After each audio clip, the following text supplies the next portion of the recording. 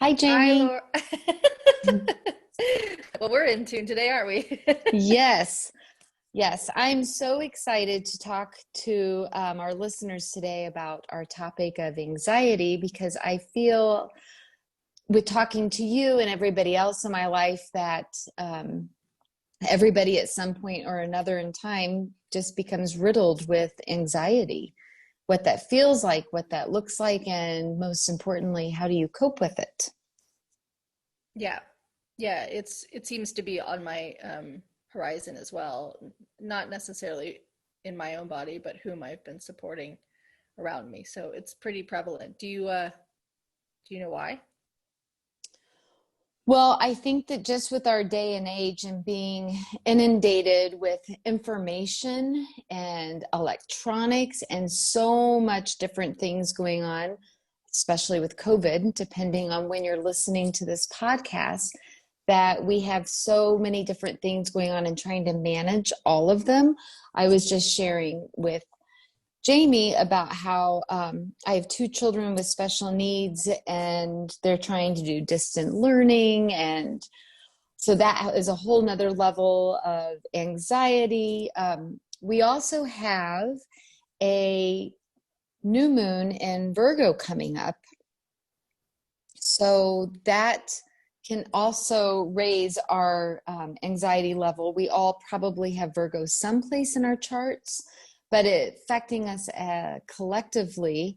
Virgo tends to be a very analytical, perfectionistic sign. And so when things aren't organized or they don't fit inside the box perfectly, Hmm. there's this stray that keeps jumping out of the box, then it can cause us to feel anxious because we want it to be perfect. And I'm saying we because I happen to be a Virgo. Um, I was waiting for that to come out. my rising sign also happens to be a Virgo.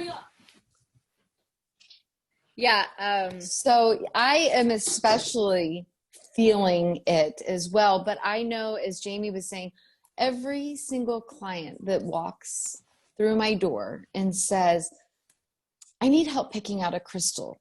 And then they'll tell me what their ailment is, right? Whether it is to find love or they're sick or something else. The next question for me to ask them is always, well, let's get to the root of what's really going on. And normally, more than ever, they're feeling anxious about something, whether they're sick or whether it's finding love or whatever it is, but they're feeling unsettled, right? mhm. To me, Yeah. that's like anxiety to me is it's like excitement but without breath.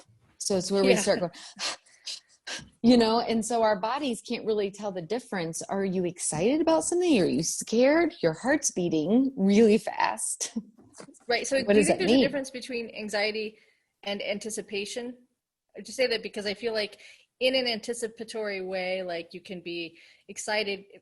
To me, anxiety is something about living in the future, right? Like I'm so future driven or bound in my mind that Hmm. it doesn't allow you to be present. And so, like from the last podcast, if you guys didn't listen to that, that we talked about like the resistance of things. So it's like if you're not being present now and you're anticipating the future, then uh, it creates this anxiety because you don't know what's going to happen. I don't know. I don't know. I don't know.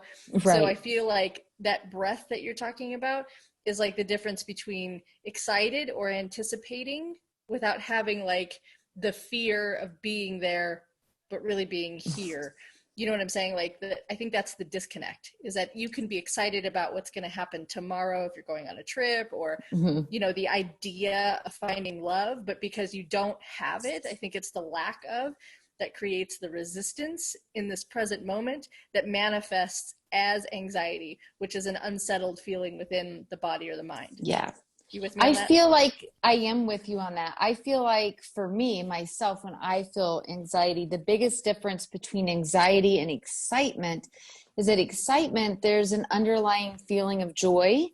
Like, I can't Yeah. wait for this to happen. And I'm so excited for this to happen, whether it's, I don't know, like a vacation I'm going to go on or a friend's wedding that's going to happen, but I'm excited.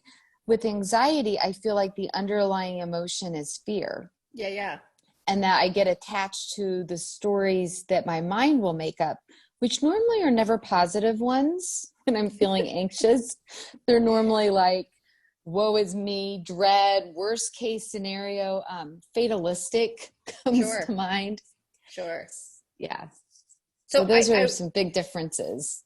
I think I was talking about this yesterday with a client, and we had this conversation, like her go-to or default mechanism is anxiety. And even though we talk about coping, I feel like what happens is not only the resistance to whatever it is that we're wanting, whether it's love or something in the future, that's the resistance that perhaps creates the anxiety, but it's also the resistance to having anxiety. So it's like there's two things, right? So you can own it. I am anxiety. Or I'm experiencing anxiety, and so it separates you from this entity of this feeling. And then on top of that, instead of resisting and pushing it away, like, no, I can't have anxiety because then you're going to label or judge me, or I'm going to label and judge myself. Instead, perhaps welcome it and ask it in some way or another what it has to teach you.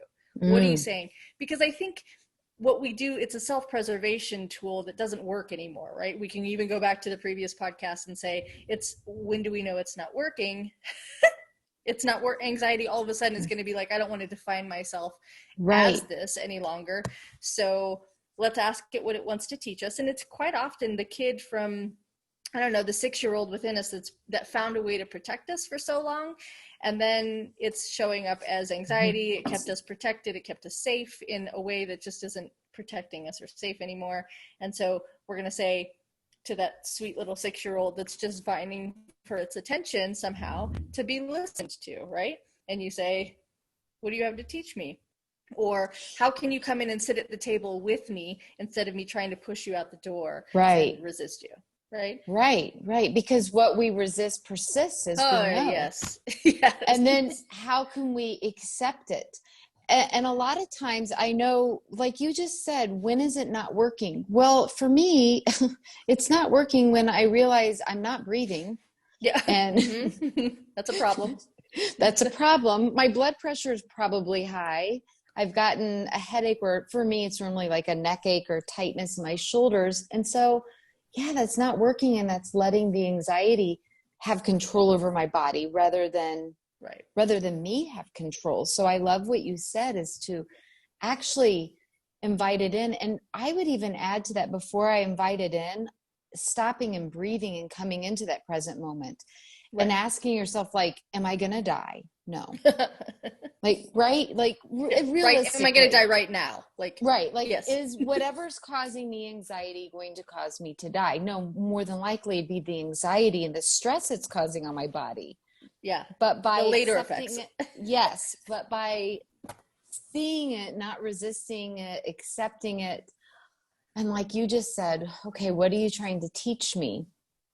Or who knows, what realization may I have if I even settle down enough to not tell myself the fatalistic story, but to actually, talking about this moon coming up in Virgo, is Virgo loves plans. We're very analytical and we love plans. So if we could settle down enough, we may even be able to take an actionable plan, and something good may even come from it, rather than hyperventilating. Yeah. So I'll say this for anybody listening who heard me and Laura say, invite it in and ask you what it's willing to teach you, sounds crazy to you and even more anxiety full. Our offer is, first, take a deep breath and just see it for what it is, as opposed to letting it own you. Step back and create space between you and it, so you can see as two different entities. You are in control of the situation, and anxiety has your momentary attention, and that if you start to separate it, then at some point, it might not happen right away, but certainly at some point you'll be able to ask it what it's there to teach you. But don't go right into that if it already fears you to say, just to hear us say it, like that's crazy to you. Don't worry, it's not necessarily the next step, but it is a step that you can take, especially if it doesn't subside right away. It needs to be seen and perhaps heard. Sometimes seen is enough, right? I had a teacher who Sometimes said, just acknowledging it, yeah, right? oh, Just that's anxiety. acknowledging, like, I am in anxiety right now, and just stopping the resistance might even be enough. Because I know you just said that realizing you are in control, but sometimes in my case, anxiety comes up because I'm actually not in control. And so for me, I have to actually realize, and that's okay. Like, that's Yeah, okay, because I am at least in control in my response, precisely. and how much am I going to let it affect my life? Because I am at fault of letting things completely control my life and not creating, like you just said, that space. Yeah.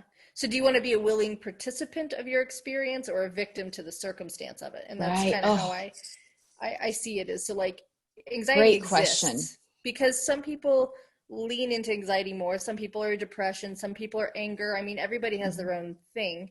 And if we have a minute, we could talk about it Ayurvedically, like what that is. But, either you're a victim to the circumstance of it, like it owns you, Mhm. or you can say, how can you and I mutually work together, which is a form of control. It's a willing participant. I'm making a Mhm. conscious choice to step in to this anxiety with open eyes, open arms, open heart, to say, Mhm. there's something in here because you keep showing up. Right. I And should probably listen. should probably acknowledge you at this point. I would love to hear the Ayurvedic perspective of this, if you want Yes, to share that. sure. So in Ayurveda, we look at things with elements, right? So there's a water earth element, and that's called kapha. There's a fire and water mix element that's called pitta, and then there's an air element, and that's vata. And so if you just think about, like, if you look outside of yourself and you can see all of these elements exist, right? We know what fire is. We know that there's a fire element, and we know that there's a wind element or air, and then we know that there's earth and water. So it all kind of makes sense. It's also within us. And if you can Mhm. just sense, like I said, there's people with anger, and you can see that they're fiery, that there's a fire element, right? And then Mhm. there's that ooey gooey, calm, unctuous, lazy sometimes, comfortable, earthy water element. That's kapha. That's, people identify with that as kapha. And then the people who are, we like to say it, airheads or space case, those words have come up in dialogue before, so you can see that we have an air element to it. The air element also in the body represents our nervous system. We can go into all the others, but just so you know that the air element, and you can see anxiety deals with our nervous system. And so when our nervous system is erratic or windblown, that the air element is out of balance. It's excessive, right? And so in Ayurveda, we look to seek for balance. Most people know that like attracts like. So the lethargic people tend to choose more things that create more lethargic actions, or non-action for that matter, right? Like the I have couch a potatoes. Go ahead. I have a question for myself and for our listeners. First of all, I would love it if we could drop a link, if that's available, so people could take a test to find out what they are. I think Sure. that'd be really interesting. And then my question is, can we also go in and out, or are we mainly one element? Or can it constantly change? How does that work? Yeah. So we're born as something. So there's two. Okay. There's born as, and then there's the always changing. Okay, And so kind of like astrology, right? Like yeah, we believe, I'm born as a Virgo, even though I have awareness, so I can change and evolve from some of those Virgo traits, right? So kind of like with Ayurvedic. yeah. So with Ayurveda Okay. says that, and it's also like your environment can exacerbate, and environment means who you hang out with, where you live, what you Mm-hmm. eat, anything that can add external influence on the body, the choices that you make. So I could be living in the most perfect environment for my dosha. These are called doshas. I could be living in the most perfect environment, but if I start choosing things that are mal in behavior, so like for excessive reasons, if it's drugs, right? If I went and as a child perhaps chose drugs, they have an effect on the body that changes it elementally, right? Okay. So depending on how old you are listening to this, you have X amount of years either catering to or pulling away from the balance of your body. And it doesn't matter. So in Ayurveda, we call it Vakruti and Prakruti. There's what we started as and what we've evolved into. So you and I live in Las Vegas, and it is a hot and dry climate, right? So we are going to be highly affected no matter what we are with heat and air all the time. So if you are a hot, dry person by nature inside of you, you're going to have to add a lot of cool, oily balance to your life. And it's quite often what people resist, right? Like they don't want to balance because we're so unfamiliar with it. We choose things that we are more alike. That reminds me, Jaimee, of how I can be kind of airy, right? Yes. We've talked about that a lot. We've talked about that a lot. And we've talked about how, okay, Laura, if you are airy or if you're having trouble grounding, what stones would you need? And of course I answer you, black tourmaline, smoky quartz, grounding stones is what I would need. But I was so resistant to those. And as you can see, I actually have my smoky on today. I do still have a light one on. I can't stop, but I have balanced it out, I believe. Maybe. We'll see how this goes. But I'm just saying that really rings true to me, what you just said about how we kind of resist what we need the most, whatever your philosophy is, right? Yeah, for sure. Like if you think about it, like anybody who's listening to this does any kind of yoga, it's kind of where when I owned a studio, I would see the most amount of this happening. So the hot, fiery people were choosing Bikram, and nothing against Bikram, but there's nothing more hot and nothing more fiery and nothing more drill sergeant like than that. And then the people who would consider them lazy and lethargic, they would choose restorative. And I was like, you're just more laying around. Like you need fire under your ass, and the Bikram people need to chill out. And then ironically, you could probably speak to this too, is that the airy people like Kundalini, and Kundalini is all about breath. And so it made you more damn airy. And we talked about this, right? Because remember, I was doing, that's all I wanted to do was Kundalini. And you were like, I just don't know if that's the best practice for you. And I was like, I don't even really remember what I just did, but it seems like it felt good. I am also very drawn to restorative and yin. Right. As well. Hot is not my thing. And it could be because I already am so fiery, possibly, that I might just explode if I go into. Yeah. You have to consider your external. I mean, you live in a hot place, so sometimes that's just enough.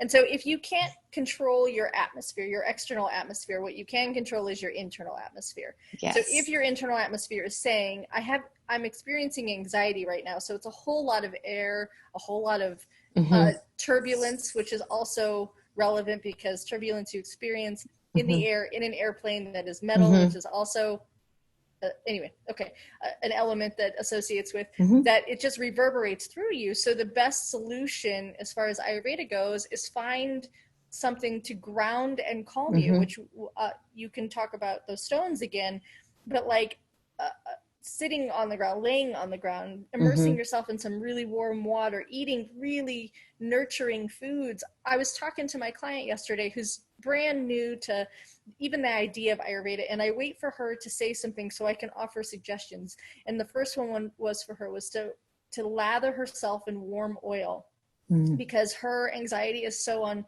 full tilt that the best thing I could think of was to put like an actual like blanket, and it's really detoxifying for you to do this anyway, but it's also so nurturing to just coat the skin with some warmth and some like deep unctuous nature, right? And then she said something profound about her food. She's like, I don't know why, but I'm leaning into, because she's got a team of support with her. Like it's not just me, but she has lots of functional medicine doctors, etc., that are helping her to get through this time in her life.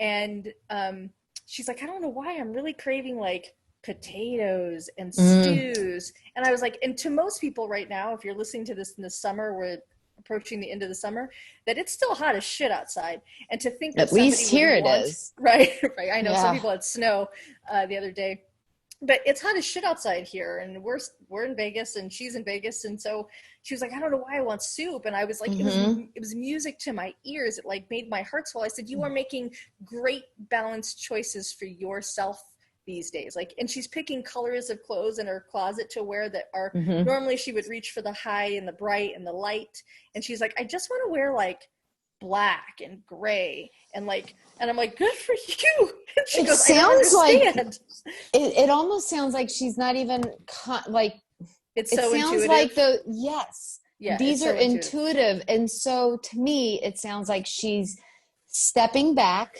like you were saying earlier, creating enough space to listen, because when we are so anxiety ridden, so shallow breathing, right? We are not in touch with our intuition because we just haven't created that space. So in working with you and her other practitioners, it sounds like there's some space being created. And so she's able to listen to her body rather than just consciously, you know, like for example, the lady that would come in and say, oh, I need Bikram yoga. She's probably not, if she would probably really tune in, she'd be like, oh my gosh, I actually need some yin. Yeah. I've been going nonstop. Right. Yeah. And it feels weird at first to make that choice because it does. The people who are on the go want to always be on the go, but that's if you think about the words, they're on the go, they're in movement, and movement is vata, and vata perpetuates anxiety. So you said something just a second ago, and it made me think about if people can look at themselves very physically in the mirror and realize that anxiety stems from like the brain, because it's nervous system, and the brain is the controller of the nervous system.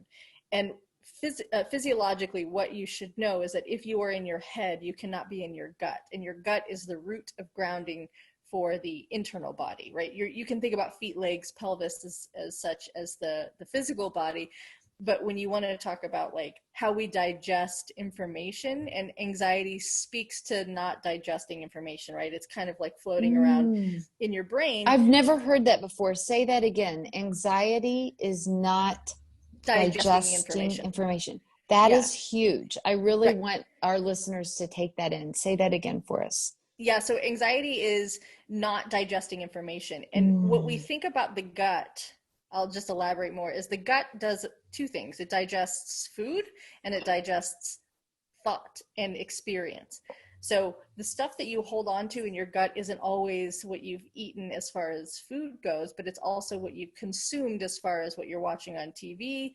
And so if you have anxiety and you don't know where it is, if the news has been on too long in your house, I'd say be mindful of what you're ingesting as far as thought and experience. If you're around people that aren't comfortable, you know, that make you not comfortable in your own body, then just be wary of these things, because they're not digesting and coming out as they should.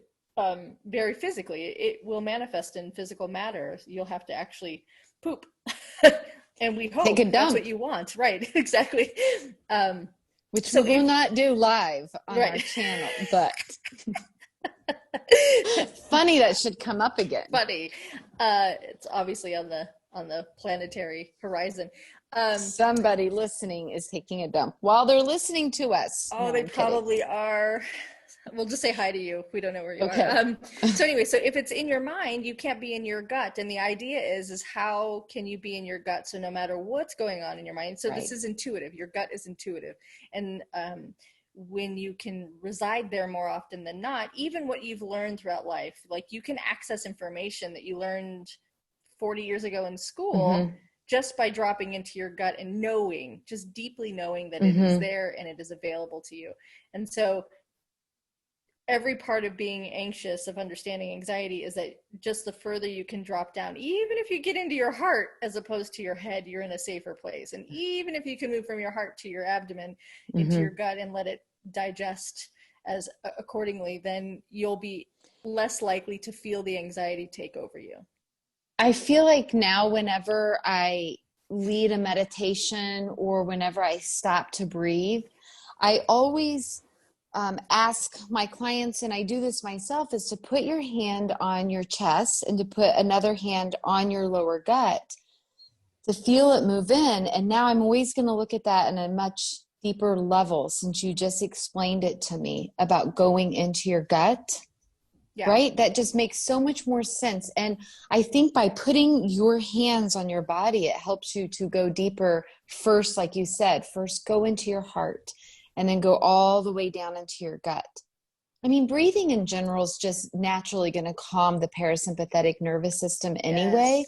Yeah. But doing that with intention and putting your hands on your own body and sending that energy in, and creating that space so that you can tune into what your body really needs and to breathe more consciously and more deeply. Like I was saying earlier, anxiety is excitement without breath, whether that's joyful excitement or whether that's fearful excitement. Either way, we need to stop, drop, and breathe. Ooh. I see a quote on your Instagram coming soon. Yeah, or you said on parasympathetic. Yours. For people who don't understand, the autonomic nervous system has two facets that we're most familiar with. The one's parasympathetic and the other one's sympathetic. And sympathetic is fight or flight or freeze. And what actually happens within the body is the blood leaves the central aspect of the body, your breath body, as I call it, your heart, your lungs, your abdomen, everything that's in the center, and moves to the periphery, which is your fingers and your feet. So you can either fight the bear or run from it or freeze, but you also it goes into your head. Like if you think about sitting in traffic, which creates a lot of fight or flight response for people, that the tips of the fingers get numb or infiltrated with blood, your feet, tingle to some degree, or they have like a tense response. I've caught some people who will sit on their own sofa and be so entrenched into like a football game, and they curl their toes underneath and press them into the floor. Yeah. And that's the fight or flight response able to actually play out to its fullest capacity. So you want to see a cycle. And here's a fun fact for everybody listening. You're only meant to be in fight or flight for 3 minutes, perhaps a day or at a time. It's only meant to get you to escape from being in harm's way. There's a lot of other things happen. The blood thickens because it anticipates that you're going to get scratched by a lion or a bear. So it's going to thicken your blood so that way you can scab up quickly, right? You're dumping adrenaline and cortisol into the blood, which is going to help you run faster. That's why women can pick Volkswagen bugs up off of their children. We've seen a lot of it, right? It creates this abnormal amount of strength. So the only fix, if you will, to sympathetic is parasympathetic. And the only way to get into parasympathetic is breath. Because once you take a deep breath into your belly, you pull all the blood from the extremities where they went to save your life, and you have the ability to actually digest your circumstance, like what just happened. And so if you experience tension with your boss, with your partner, with the traffic, all of those things, you can get through it by just taking a deep breath, or 6 or 5 minutes or 30 minutes worth, whatever. So you can process the event that happened. You don't have to hold on to it. But when you hold on to it, we know that is trauma. So it could be a small traffic accident or a traffic light, or it could be as big as, being a vet and having post-traumatic. Like it runs the gamut. It still happens, even though we haven't gone to war. We've gone to war with something.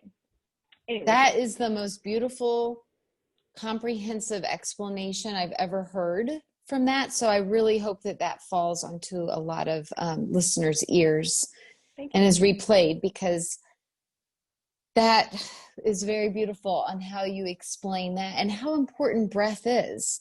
Anybody can do deep breathing. Anybody can consciously stop and take a deep breath, and how healing that really truly is for our body. There's something I like to do right before bed at night that helps me to sleep, because I already have a lot of fire going on inside of me, because I am in that perimenopausal portion of my life anyway. So I love, and you can speak to this more, Jaimee, but I love laying on the floor and putting my legs up the wall. And then again, I like putting the hands over my heart and my belly, and just feeling the rise and fall of my chest, my belly, and just kind of connecting and tuning inward. Some nights I give myself 5 minutes, some nights 10 minutes, depending on what I need, but just kind of preparing the space that I'm not going to bed with the anxiety of the day, but I've released it and I'm going to bed in a much more calm state, which I'm so excited about because you mentioned oil. And I just bought yesterday from a lady that I love that makes them herself, rose oil. And you can just kind of heat a little bit up at night before bed and just kind of, to rub that on your chest or on your belly, but giving yourself some of that nurturing self-love, being more mindful of your breath, calming that parasympathetic system that you just explained to us brilliantly. Thank you. That's like my role, my passion right now is like. Well, and I brought it up not even knowing that. So we've created space and connected intuitively. It must be the headphones we're on, right? They're connected. Possibly. Hey, there's no time or space with energy, which is why I love doing crystal grids for my clients, because it's a way that I can tune into their energy, offer them some protection or whatever it is that they're looking for. And there's just no time or space with it. So if this is a good time, I wanted to talk about a few crystals that I like for anxiety. Yes. Okay, so are we doing this visually or not? I don't think our podcast, I don't think it provides for it, but I have it recorded so we can use it later. So absolutely, if you want to show them. Okay, I'll show a few, and if we use them, we don't. But selenite is one, and I know that this is very crown chakra. I know that this is very airy and not grounding like we were talking about. So I'll explain. I'm recommending selenite because it's super cleansing. So it helps to cleanse out the crown, the brain, the thinking mind. You can, depending on what you want to do, but it's cleanses the energy around our body. So you can take selenite and closing your eyes and breathing and just cleansing the energy from around your body, because we pick up energy from all kinds of things, right? Yeah. Like you were saying, digesting it from TV or other people were around. So that's why I recommend selenite. The other one that I love is black tourmaline. Of course, this one's very, very grounding. It even feels heavy.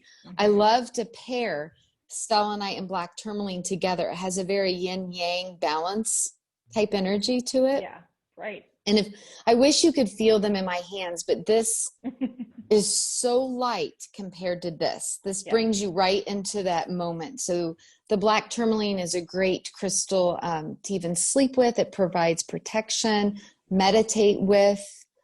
And if you're feeling overly anxious, stressed, and you want to try one of our breathing exercises or the breathing exercise that we recommended, black tourmaline's a great one. And I just want to do 3 because I don't want to overwhelm you guys with a lot of crystals. I don't have it up here, but my other one is aquamarine. Oh, nice. So aquamarine is, it's throat chakra, but it really is very calming and it helps to remind us to breathe and to breathe deeply. So to get into the crystals, just really briefly, but it's kind of like you want to give the crystals a job. So the crystals are emitting an energy, you're emitting an energy, their energies always stay the same. Ours are very fluid and changing.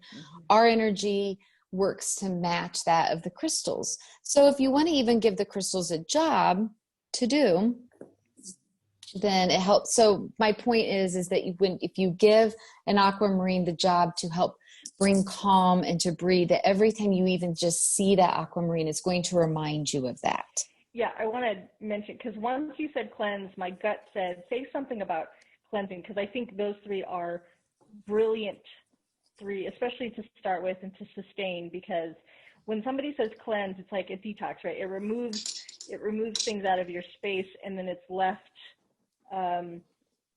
vapid maybe, or arid, like of nothing there. And so we always want to replenish when we cleanse. And so the society by large, and this could be a whole nother topic for us, is this idea of a cleanse culture where we're constantly cleansing and detoxing. But the idea is if you fill the space, again, which we tend to do instead of just leaving it open and spacious, like you want to fill it with more nutrient dense, replenish it with, I think nutrient dense is a really nice way to put it, whether it's food or whether it's thought or whatever. So the idea is to replenish and nourish. And I think aquamarine does a beautiful rounding, right? You get grounded, you get cleansed, and then you can, when you say calm, to me, calm feels like nutrients, like exactly what you need to give yourself back. Peace. It's reminding you to breathe and to have peace, and it brings in the water element. So it helps you to more flow, right? And it nourishes the system. So that's beautiful. So yes, those are the three. I mean, of course, there's other crystals as well, but those are my top three go-to for when I'm feeling anxious to use, to wear, to use in crystal form, or however you want to use that to help to support your body. Yeah, that's quite. I think you have a bracelet that's selenite, tourmaline, and no, it's amazonite. Never mind. It's amazonite, yes. Very good memory, though. And it also has shungite in it as well. Shungite is, that's a whole podcast in itself. Right. Google that stone. If you want one that is tourmaline, black tourmaline, selenite, and aquamarine, you can have one customized. Yes, that is for sure. Because that bracelet that you're speaking of is the EMF Protecting Bracelet. Right. Which again is just environmental energies coming at us that sometimes we get so overloaded with. I mean, I don't know about you, but have you ever felt anxious before where you don't even really know why? I mean, it could be, the show you were watching, a conversation you have with a friend, you could be around somebody's energy that's kind of spastic. It doesn't necessarily have to be distant learning like I'm going through. Right. It could be unknown. So that's my little protection bracelet of that. Yeah. I don't think enough people give way to not understanding everything. Like it's okay if you don't understand, but if you're having an experience, then it's just your cue to become present with it. And what I learned after doing like somatic support, where it's not talk, where you don't have to put a name on it, but if you know that you're doing things like legs up the wall, like deep breath, that you're going to release stuff that doesn't have a name. You're going to release any tensions that are stuck to you, whether that they're from the environment or from the past. It could be past anything, an hour ago, a life ago, I don't know. But right. And I feel like that's our goal. I really 100%. Feel like that's our goal of this whole podcast is let's add some tools to your little tool belt. Yeah. Whether you can name it or not, right? Yeah. All we're saying is it's okay till it's not. And when it's not, here's some tools. Yeah. And if you can name it and label it, great. But does it even matter? I don't even know if it matters. Right. I don't think it matters. Something to ponder. Unless you want to own it, right? Unless you want to make it part of the story. Nah. Right. Yeah. Who am I to judge or say? All right, my friend. I think we wrapped this one up in a nice bow. That was quite lovely. If you do I wanted to mention the Ayurvedic test for the doshas, that there are quite a few sites that give them. I'll say that they're semi-generic where you can get a good understanding based on the questions they ask you. It's kind of like getting a snapshot. Some people have deeper underlying, greater things that are going on than just a basic Ayurvedic dosha test will provide, but it's still a nice thing because you'll probably always lean into these interferences or these imbalances because it's what we do. I'm in Vegas all the time, so I'm always going to be exasperated by something, typically with heat or with air. And it's up to me to balance that energy, those energies that are coming in. So, but it's a good starting point, right? Absolutely. I just wouldn't, not that anything against it, just wouldn't hold it as, 100% truth. It's not that it's lying. I don't want to be misconstrued as that. What about if somebody what about if somebody wanted to work with you one-on-one? Would that be something that you would be open to doing? Certainly, I would work with somebody one-on-one. I'm not a certified practitioner, so anytime that and there are many, and if you want those references, I'm happy to share them, who I use as certified practitioners, but we handle what's happening right now, as opposed to understanding the deep. I'm not pulse checking as far as like actually physically touching anyone, which is ways that Ayurvedic practitioners sustain their diagnoses, for lack of a better term. But we talk about like, oh, you're experiencing anxiety. Let's handle this. I don't need to label what it's caused by. It doesn't matter if it's a disease or whatever. Like I just say, let's talk about how we can keep you balanced in the present moment, and perhaps for the days to come. You know. Gotcha. Probably very the same good with you. It's not based on a diagnosis. It's like taking today's collaboration of events and applying absolutely right healing modalities towards it. Right. And giving you tools to tune in for yourself, right? Because I think that that's one thing that we both really agree on, is that the answers are always within. Yep. For sure. Well, this was a lovely podcast. I felt like I learned so much from that. Likewise. I want that bracelet noted, just so you know. Thank you. And I want that definition written out. I think probably, if I can remember it, I'll make that happen. You can go back and listen. It was good. That's really good. Okay. All right. Till next time. As you always say to everyone, if you have feedback or if you have things you want to hear, we are open to it all the time. We're willing to talk about pretty much anything, even if it doesn't have to do with anxiety or thereabouts. You know, the weather's nice too. All right. Bye, Jaimee. All right. See you.